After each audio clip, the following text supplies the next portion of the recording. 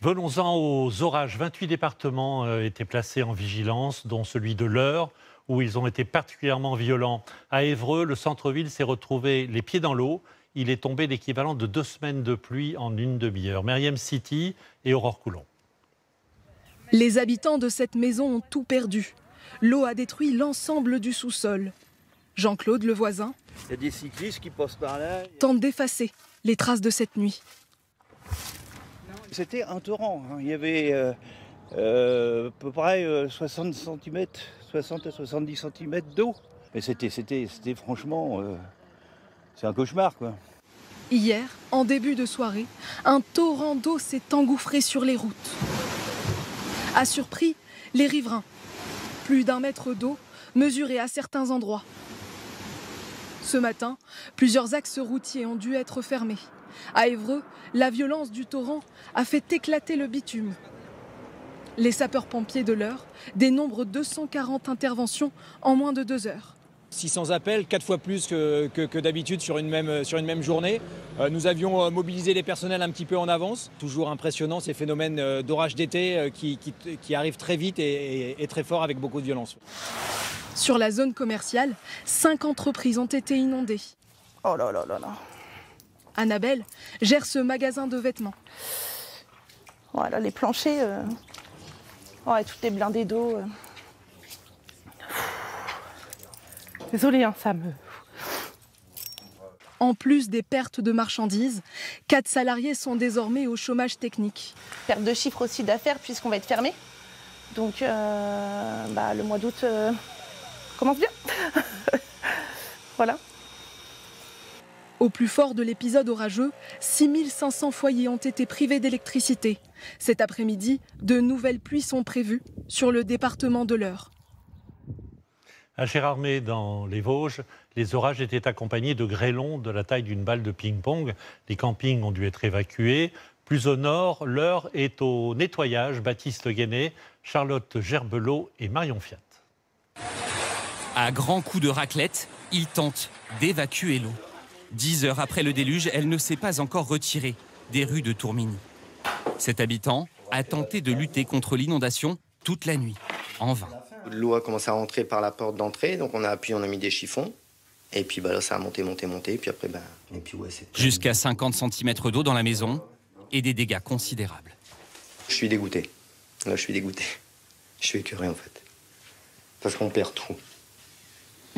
Voilà.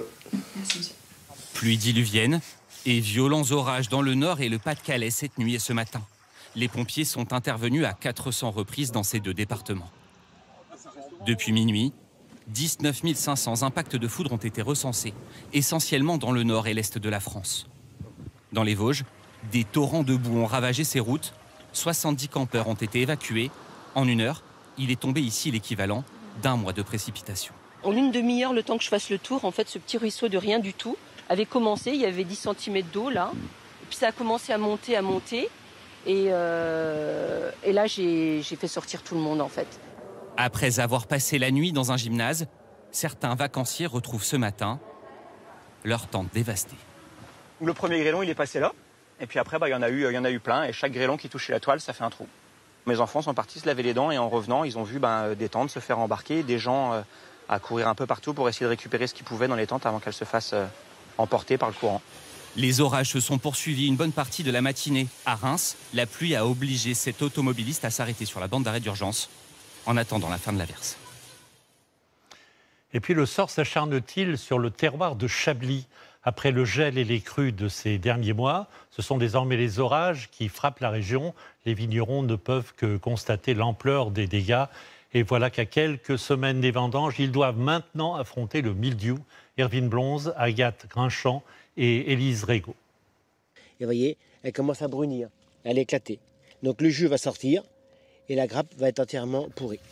Chaque semaine ou presque, le même constat. Une averse de grêle, encore une, a détruit une bonne partie de la production de David. On essaye de faire notre travail comme il faut et puis en 20 minutes, tout est massacré. On prend des orages pratiquement tous les jours, même hier 2 fois par jour. C'est la nature, qu'est-ce qu'on ne peut pas lutter contre tout ça, hein. Rien qu'hier, il y a eu 2 épisodes de grêle.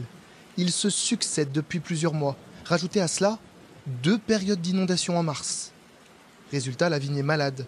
Le mildiou, un champignon qui se développe sur les feuilles avec l'humidité, est présent sur la majorité des parcelles. On n'a jamais vu ça. Normalement, on est un petit peu tranquille, le mildiou devrait se calmer.